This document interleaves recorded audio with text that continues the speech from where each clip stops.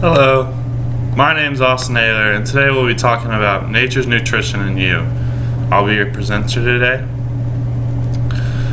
So we're going to talk about metabolism, your body, diet, and exercise, and how these things can revolve and change, and pretty much how you can use nutrition to affect your life and improve yourself as a person.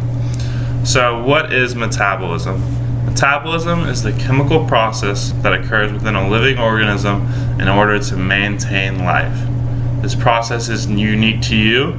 You have different cells, different DNA that other people don't share and that are similar only to you and your family.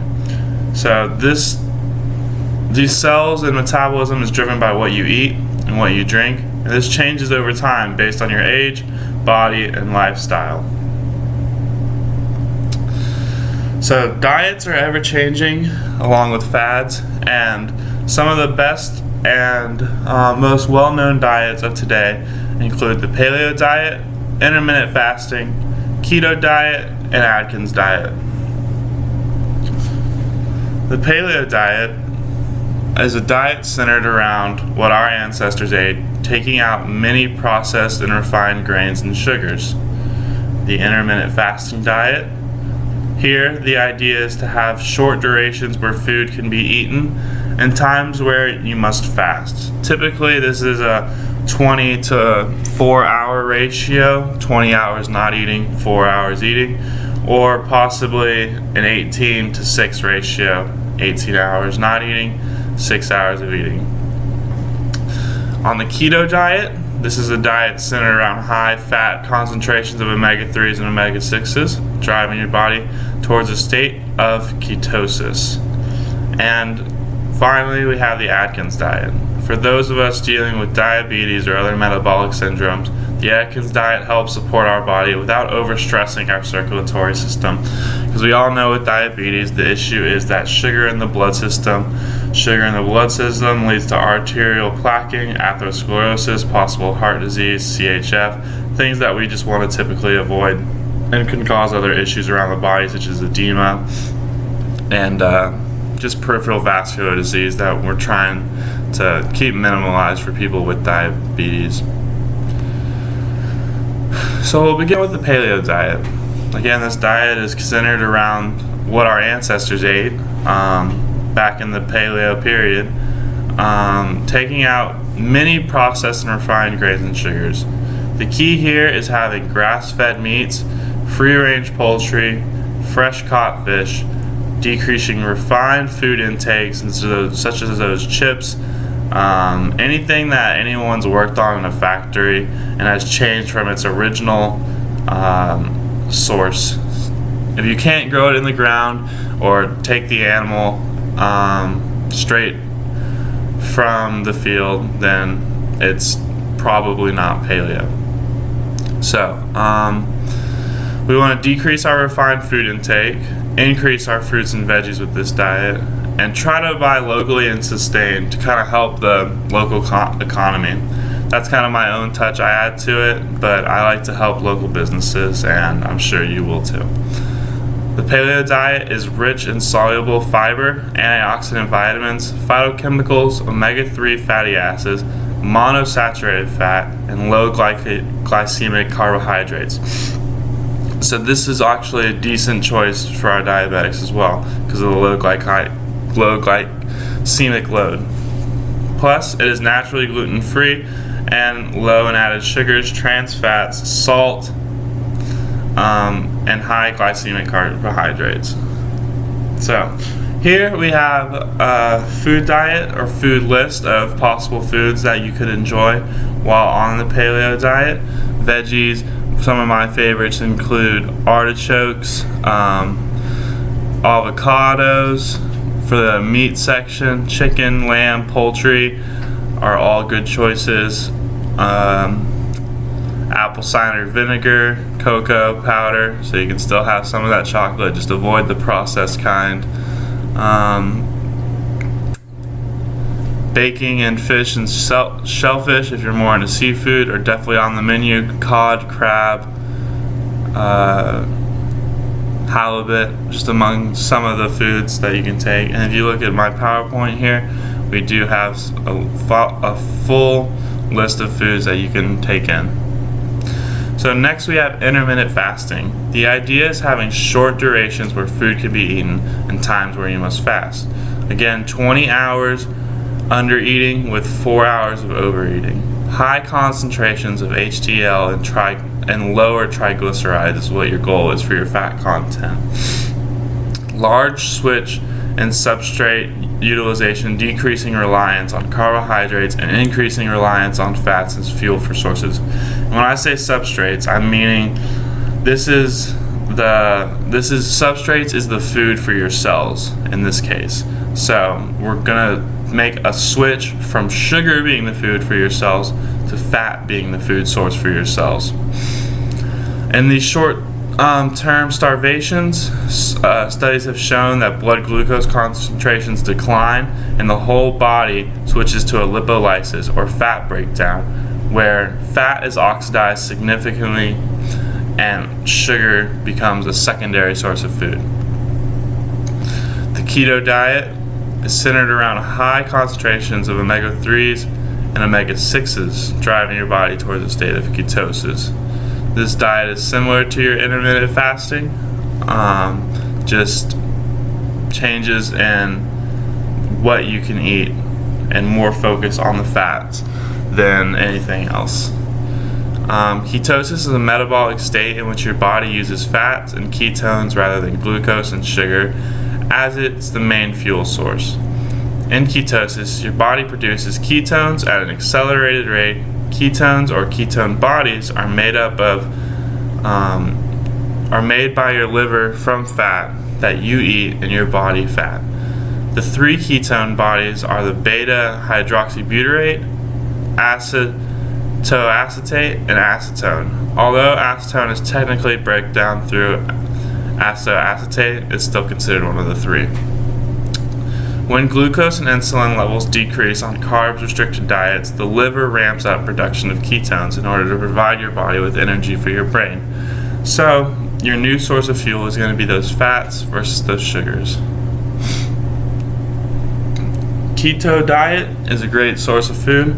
If you're into fish, veggies, proteins, and fats, I would highly recommend this diet. And it's very similar to the paleo diet, just more of a focus on those ketone versus aldehyde groups of food.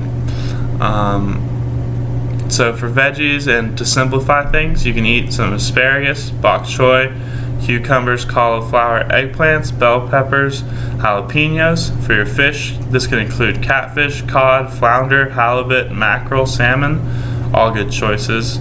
Fats, lard, ghee, butter, coconut butter, olive oil, macadamia oil, egg yolks, all fine.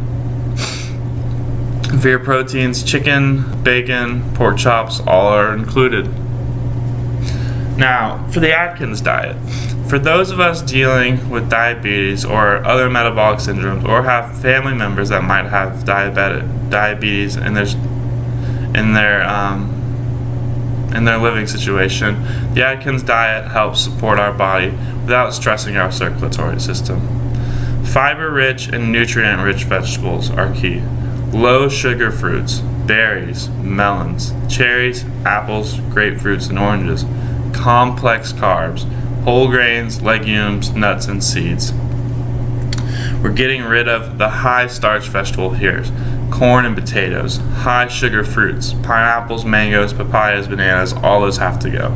Those simple carbs, processed and refined grains, pasta, white bread, these things are our enemy on this diet. We're trying to decrease the total sweets and increase the veggies that we have. Fruits are still on a little bit of a gray area with this diet. Our key here is fiber-rich and nutrient-rich vegetables. Low sugar fruits. So, with all these diets in hand, you still might be asking yourself, why am I not losing weight? Why am I not getting the body I want? What is not going right for me? And the answer could just be the simple fact that you need some exercise in your body. The other half to diet is exercise. The two go together and they work together well. Now that you have those right fuels in your body, it's time to use them, and no diet is complete without its counterpart, exercise. Exercise can push your metabolism further in terms of its speed and efficiency. Exercise gets your body ready to use those fuels and have a higher impact on you. So, what we want to do with exercise is start small and work our way bigger. We don't want to be that weekend warrior going out there trying to do everything our first try and just injuring ourselves and going back to square one. We want to build here, not break down. So, always talk to your primary care physician or nutritionist and chiropractor when you're making these major life changes, because some of them will have great effects on you, from your mental well-being to your social stresses. Diet change and exercise has a large effect on you as a person. I can say this from experience. So some simple exercises that can get you going, including breathing exercise, where we're taking the air down into the diaphragm, out through the stomach, versus using those accessory muscles. Breathing in up top is not the way we want to go. We want to breathe down through our stomach into our diaphragm. The next good exercise we could use is dead bugs. Dead bugs is an exercise where you're going to be laying on your back, arms and knees up in this position, like so, dropping opposite arm and opposite leg to the floor, and we're going to repeat this to increase muscle tones in our abs. Blackburn exercises is another favorable exercise that many people choose to do. You're lying face down, arms out to the side. You're pulling back with your chest, working those back muscles. So now we've got the abs focused, the back focus, and the breathing focus. These are really some good exercises to help you stabilize and prevent injury when we're moving into some of our more dynamic exercises, such as squats, lunges, no jump burpees, skaters, no jump tucks, plank extensions, and push-ups and sit-ups. These exercises are all great for helping you maintain a fit lifestyle, and I also encourage a healthy amount of running or walking, if running isn't your thing, just to get your cardiovascular system into shape, your heart ready for those changes that you've made in the fat concentrations in your diet. So, as a chiropractor, your chiropractor can help you with all the following. Understanding what your body is going through in terms of physical and chemical changes, as well as helping with some of that psychological stress that you may be experiencing. Helping you adjust through your new exercises and dietary routines, keeping you focused on what you're doing and how you're doing it. Keeping you well and healthy as your body adapts. Your body's going to be changing, your muscles are going to be changing, you're going to be sore, tired, frustrated at points. It happens to all of us when we're making these big life changes. Know that healthiness is a lifestyle. It's not a one daily choice. It's not an exercise here or there. It is a complete change in who you are. You have to focus and really commit to what you want for your future self and your family, your loved ones. Physiological or psychological motivation and help adhering to these new lifestyles, your chiropractor can help with all the time. They're going to be a source of motivation, a source of inspiration, a source of knowledge for you to understand the nutrition, the physiological changes you're going through. In conclusion, we want to find the lifestyle that's right for you. The chiropractor can help you choose what types of diets you can go with, what types of exercises will help affect you best. As I said in the beginning, your metabolism is unique to you.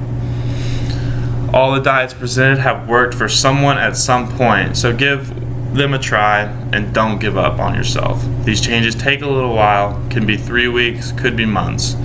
Results take time, and your body takes time to adapt. Don't forget that. Don't get discouraged. Don't let one bad day or two eating and no exercise beat you up. Don't give up on yourself. Keep pushing through. You can do this. Your food psychology will change while you're working on your unique diet that suits you.